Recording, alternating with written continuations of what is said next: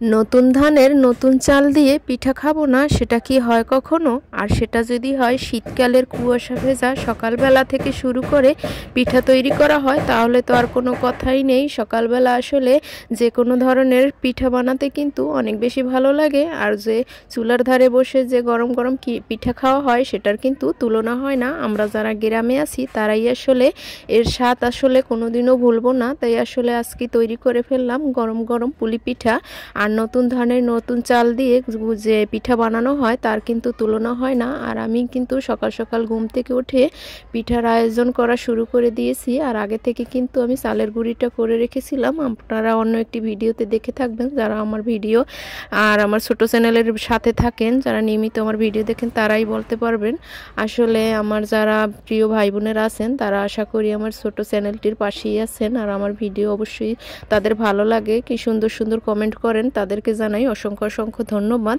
আসলে ঘুম থেকে উঠে ভাবলাম যে 2-3 দিন আগে চালের গুঁড়ি করে রেখেছি, যেহেতু শীত তাই নর্মালি ফ্রিজে রেখে দিয়েছিলাম, ডিপ ফ্রিজে রাখিনি। আর যেহেতু গরম যদি থাকতো তাহলে ডিপি রেখে দিতাম, আর নর্মালে রেখেছি, তাও কিন্তু কি সুন্দর আসলে পিঠাগুলো হবে যে তা ভাবাই যায় না। আসলে নতুন ধানের নতুন চাল দিয়ে আর আতপ চাল তারপর ভাতের চাল মিশিয়ে পিঠা তৈরি করলে যে কী স্বাদ, আমরা যারা গ্রামে থাকি তারাই আসলে বুঝবো। আর আপনাদের ভাইয়া গ্রামে গিয়েছিল, সেখান থেকে আসলে নতুন যে খেজুরের গুড় উঠেছে সেখান থেকে আসলে খেজুরের গুড় নিয়ে এসেছে। আর কি সুন্দর যে ঘেরান, তা আসলে বলে বোঝাতে পারবো না। তাই ভাবলাম মেয়েও কিছুদিন ধরে বায়না ধরছিল যে পুলি পিঠা খাবে, তাই আসলে তার জন্য একটু বানাচ্ছিলাম। আর এখানে আমি 2টো নারকেল নিয়েছিলাম, সেটা এখন আপনাদের ভাই আসলে সিলে দিয়ে গিয়েছিল। আর আমি এখন অল্প অল্প করে আসলে আস্তে আস্তে সব কাজ গুছিয়ে নিয়েছি। আর একা হাতে কাজ করতে কিন্তু অনেক বেশি দেরি লাগে।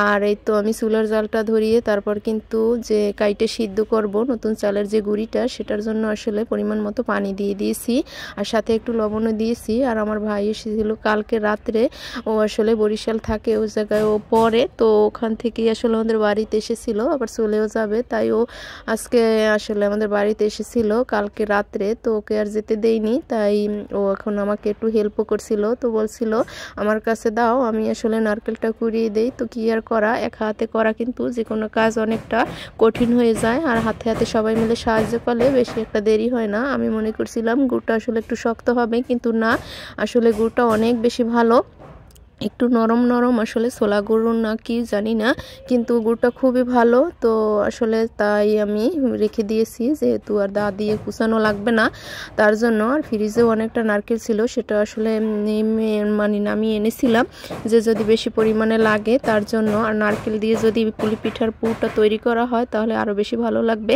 তো শুরু থেকে শেষ পর্যন্ত আমার ভিডিওটি দেখার অনুরোধ রইল, তো সবাই পাশে থাকবেন। আর ভালো লাগলে একটি লাইক কমেন্ট শেয়ার করবেন। তো পুরো ভিডিওটি দেখার জন্য অনুরোধ রইল।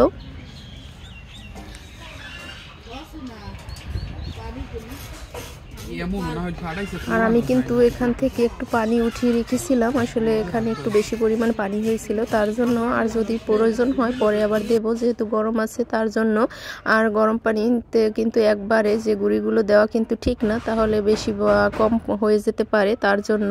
আর তাই আমি একটু উঠিয়ে রেখেছিলাম। আর এই যে বক্সে এখানেও কিন্তু চালের গুঁড়ি ছিল, একটু এগুলো কিন্তু আমি আলাদা করে রেখেছিলাম। দেখুন এখন কিন্তু আসলে আমার পানির পরিমাণটা একটু বেশি হয়েছিল, আগেই বলেছিলাম একটু মাপটা ঠিক করে নিতে হবে, কিন্তু যেহেতু নতুন চাল, পানির পরিমাণটা একটু কম দিলেই আসলে হয়ে যায়। আর এখন আমি আবার এই গুঁড়িগুলো অ্যাড করে দেব, তাহলে ঠিক হয়ে যাবে।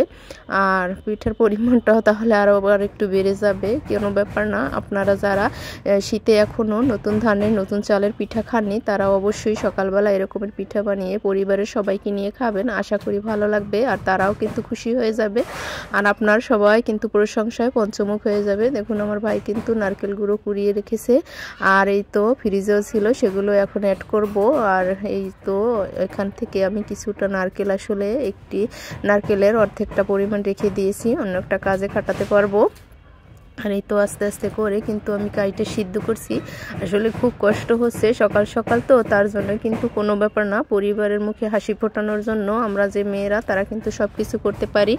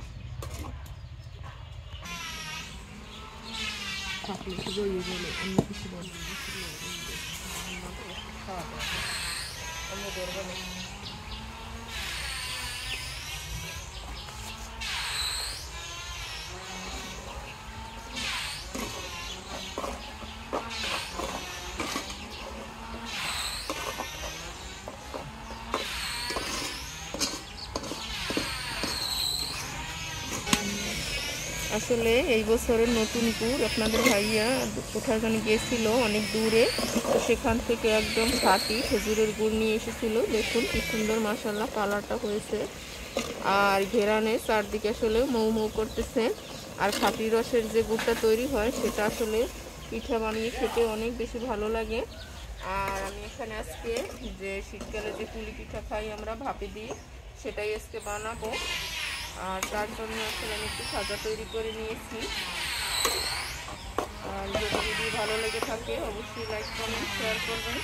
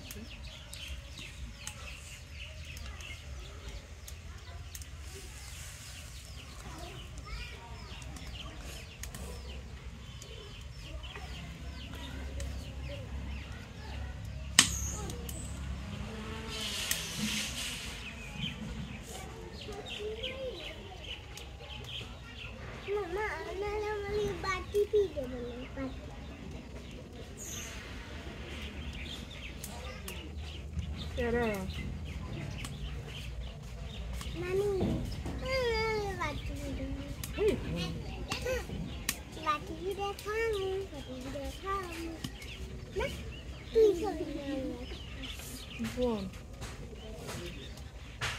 Bentar nih.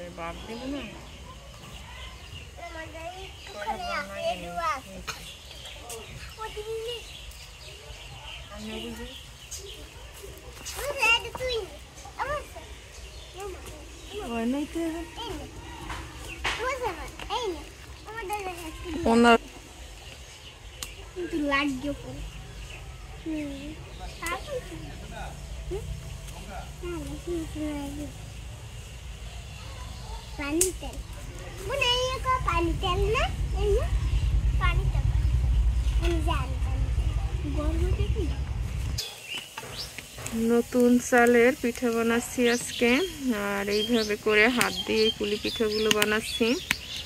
আর আসলে যে বেলুন দিয়ে বেলে আসলে ভালো লাগে না, এইভাবে খেতেই ভালো লাগে।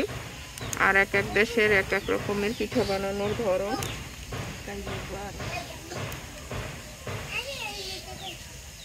তো মধ্যে পুর ভরে তারপর আবার এই সাইডটা একটু টিপে টিপে মুখটা বন্ধ করে দিয়েছি। এভাবে পিঠাগুলো বানালে খেতে অনেক বেশি ভালো লাগে আর একদম রসে ভরে যায় কামড় দিলে। আশা করি আপনারা একদিন বানিয়ে খাবেন, ভালো লাগবে। আমার এই এক এক করে কিন্তু অনেকগুলো পিঠাই বানিয়ে ফেলেছি। আর এখন কিন্তু এই রাইস কুকারের যে ঝাঁপিটা আছে সেটাতে আমি পিঠাগুলো দিয়ে দেব। আর অনেকগুলোই হয়ে গেছে আসলে, এখন আবার এক ঝাঁপি দেবো, তারপর আবার বানাবো, তারপর আবার দেবো। তো মানে এটার মধ্যে আর ধরছে না, তার জন্য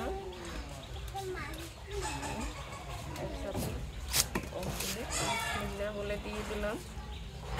কেমন হবে, আশা করি ভালোই হবে, যেহেতু নতুন চালের।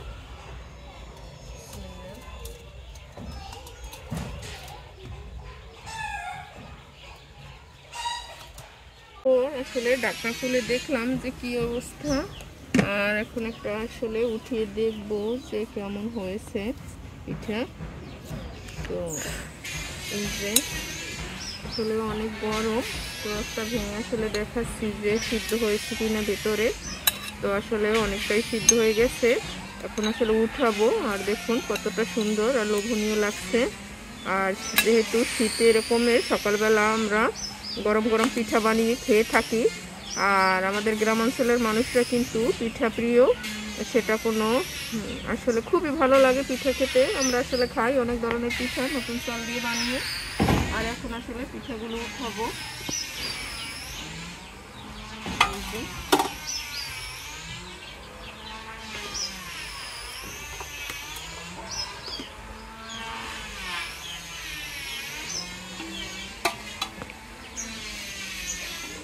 একদম কিন্তু অনায়াসে উঠে যাচ্ছে, একটাও কিন্তু লেগে যাচ্ছে না। আর পিঠাগুলো পারফেক্টভাবে সিদ্ধ হয়ে গেছে।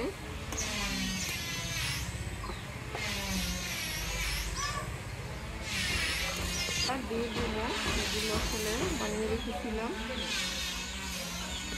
আর একবার দিয়ে দেবো। আসলে একা হাতে বানাচ্ছি, তার জন্য একটু দেরি হয়ে গেছে। আর একা হাতে যে কোনো ধরনের কাজ করলে কিন্তু অনেক বেশি দেরি হয়, কিছু করার নেই। আসলে কয়েকদিন যাবত আমার যে কাজে সাহায্যকারী সে আসে না। এখন এই তো দিয়ে দিলাম, আবারও ঢেকে দেবো।